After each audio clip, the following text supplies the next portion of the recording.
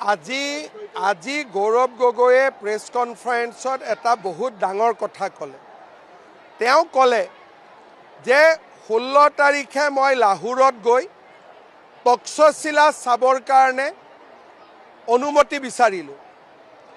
বাকী মই নকওঁ, লগে লগে অনুমতি পাই গ'ল সেইটো নকওঁ। আৰু তেতিয়া মই ইছলামাবাদ আৰু কৰাচীত যোৱাৰ অনুমতি পালোঁ। প্ৰথম কথা, তক্ষশিলা ইছলামাবাদতো নপৰে, কৰাচীতো নপৰে। তক্ষশিলাত যাবৰ কাৰণে ৰাৱালপিণ্ডিলৈ যাব লাগে।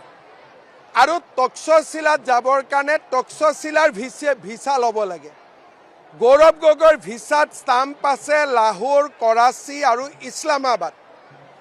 এতিয়া তেওঁক ৰাৱালপিণ্ডিত কোনে লৈ গ'ল? তক্ষশিলাত কোনে লৈ গ'ল? আৰু আপোনালোকে জানি আচৰিত হ'ব যে পাকিস্তান আৰ্মিৰ হেডকোৱাৰ্টাৰটো হৈছে ৰাৱালপিণ্ডি ডিষ্ট্ৰিক্ট। তাৰ মানে উইদাউট ভিছা তেওঁক তক্ষশিলাত কোনে লৈ গ'ল? উইদাউট ভিছা তেওঁক ৰাৱালপিণ্ডি কোনে লৈ গ'ল? তেওঁ আজি উত্তৰ দিবলৈ গৈ বেছি প্ৰশ্নৰহে সৃষ্টি কৰিলে।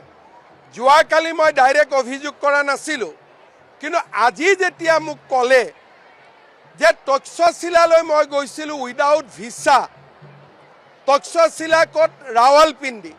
ৰাৱালপিণ্ডিত কি আছে? পাকিস্তান আৰ্মিৰ হেডকোৱাৰ্টাৰ। এতিয়া আজিৰ পিছত সন্দেহ আমাৰ আৰু ঘনীভূত হ'ল। মই ভাবোঁ যে গৌৰৱ গগৈ ডাঙৰীয়াৰ বহুত প্ৰশ্নৰ এতিয়া জবাব দিব লাগিব। পাকিস্তানত ভাৰতীয় নাগৰিক এজনক ভিছা নোহোৱাকৈ, আমাৰ লগত তেওঁৰ ভিছাৰ কপি আছে, লাহোৰ, কৰাচী, ইছলামাবাদ, ভিছা নোহোৱাকৈ তেওঁ ৰাৱালপিণ্ডিত কেনেকৈ যাব পাৰিলে? আৰু ৰাৱালপিণ্ডি কি? পাকিস্তান আৰ্মিৰ হেডকোৱাৰ্টাৰ। আপোনালোকে গুগল কৰি চাওক। সেইকাৰণে মই ভাবোঁ যে সন্দেহ আজিৰ পৰা আৰু বেছি ঘনীভূত হ'ল।